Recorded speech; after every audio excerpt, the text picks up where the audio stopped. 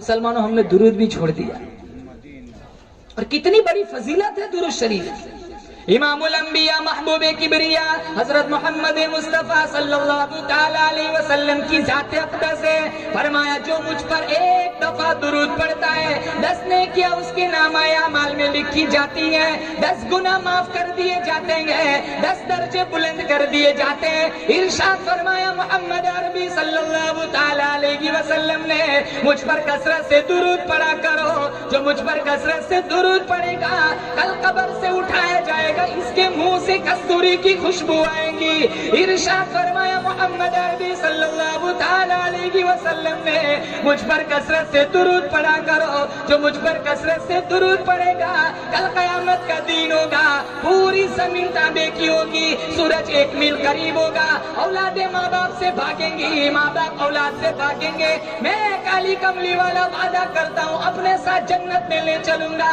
इरशाद फरमाया मोहम्मद अरबी सल्लल्लाहु ताला अलैहि वसल्लम ने मुझ पर कसरत से दुरूद पढ़ा करो, जो मुझ पर कसरत से दुरूद पढ़ेगा कब्र के कीड़े उसके बदन को नहीं खा सकते।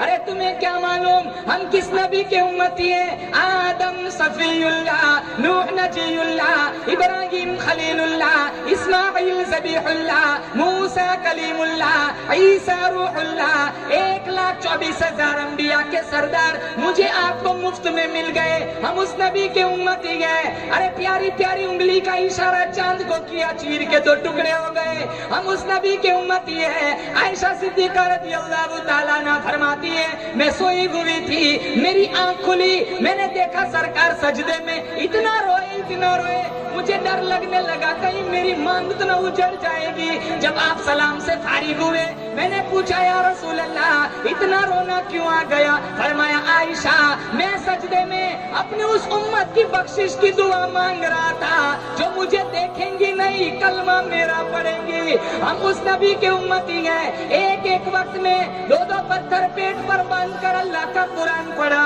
हम उस नबी के उम्मती हैं, 15 दिन दरख्तों के पत्ते चबा कर अल्लाह की तौहीद का पैगाम पहुंचाया। सारा बदन जख्मी, सारा बदन लहूलुहान हो गया। उहुद की पहाड़ी से पूछ के आओ, मक्का की गलियों से पूछ के आओ, तेरे ऊपर काली कमली वाले का कितना लहू बहाया गया था। गली गली में मार खाई, मोहल्ले मोहल्ले में मार खाई, सारे आ गए, किस्सा निमटा दो, नऊजुबिल्लाह खत्म कर दो। अल्लाह का कुरान कहता है वयमकुरून वयमकुरुल्लाह वल्लाहु खैरुल माकिरीन। ओ मेरे महबूब इनकी साजिश तुझे हलाक करने की है। मैं दरख्त का पत्ता पैदा करने वाला, रेत का जर्रा बनाने वाला मैं, समुंदर का कतरा बनाने वाला मैं। मेरा प्लान, मेरा प्रोग्राम तुझे बचाने का है। जब मैं बचाने पे आऊं दुनिया की कोई ताकत तुझे नुकसान नहीं पहुंचा सकती। गम न कर, परेशान न हो, मैं तुझे अर्श पे बुलाऊंगा, जन्नत की सैर कराऊंगा। अंदाजा लगाओ मेहमान मुस्तफा हो, मेजबान खुदा हो, ठिकाना अर्शे अज़ीम हो, फिर क्या कहना। अबू जहल आया कंकर लेकर, हाथ मुट्ठी में, मुट्ठी तो बंद थी। अल्लाह के नबी से पूछा बताओ मेरे हाथ में क्या है? अल्लाह के नबी ने फरमाया मैं बोलूं या वो बोले जो तेरे हाथ में? कहा फिर मान जाऊंगा। वो खैर उसका मकसूद नहीं था, उसने न माना। अल्लाह के नबी ने अबू जहल की मुट्ठी से खिताब किया, ए पत्थर के टुकड़ों, ए पत्थर के संगरेजों, मैं अल्लाह का बरगुज़ीदा नबी हूँ, तुम अल्लाह की गुंगी मखलूक हो, मेरी गवाही दो। किताबों में लिखा है अबू जहल के हाथ के कंकर ने कलमा पढ़ा। मुसलमानों पत्थर मान गया, आज हम कुरान नहीं मानते। और साहबा की जिंदगी कैसी? एक देहात का रहने वाला सहाबी लाल रंग का जोड़ा पहन के अल्लाह के नबी के पास आया, अस्सलाम वालेकुम। अल्लाह के नबी ने मुंह फेर दिया, जवाब ना दिया। वो कहने लगा साहबी काश मेरी माँ ना जानती, काश मैं दुनिया में ना आया होता, मुझे ये दिन ना देखना पड़ता। सरकार मदीना सल्लल्लाहु अलैहि वसल्लम ने अपना रुख अनवर फेर लिया, मेरे सलाम का जवाब ना दिया।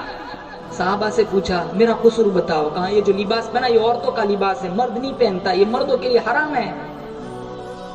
घर गया, اور سارا جوڑا آگ کی نظر کر دیا. حالانکہ اتنا تنگی کا زمانہ تھا مسلمانوں, جس کھجور کا دانہ چوس کے روزہ رکھتے تھے اسی کھجور کا دانہ چوس کے روزہ افطار کرتے. صبح کو ملتا شام کو نہیں ملتا, شام کو ملتا صبح کو نہیں ملتا تھا. تنگی اتنی تھی, احد کی پہاڑی پر امیر حمزہ کے 11 ٹکڑے کیے گئے, لیکن سارے ٹکڑے جوڑ کر ایک کفن کی چادر بھی پوری نہیں تھی. سر ڈانپتے پاؤں کھل جاتے, پاؤں ڈانپتے سر کھل جاتا. اللہ کے نبی نے فرمایا سر ڈانپ دو, میرے چچا کے پاؤں میں اسکیر نامی گھاس ڈال دو. اتنی تنگی تھی. اللہ کے نبی کی سب سے بڑی بیٹی زینب, اس کا انتقال ہوا. اللہ کے نبی نے خواتین سے کہا جب غسل سے فارغ ہو جاؤ مجھے اطلاع کرنا, کفن کی چادر میں دوں گا. جب خبر دی گئی آپ نے کفن کی چادر دی اور کہا بیٹی زینب اس وقت تیرے ابا کے پاس اس سے زیادہ دینے کو کچھ نہیں.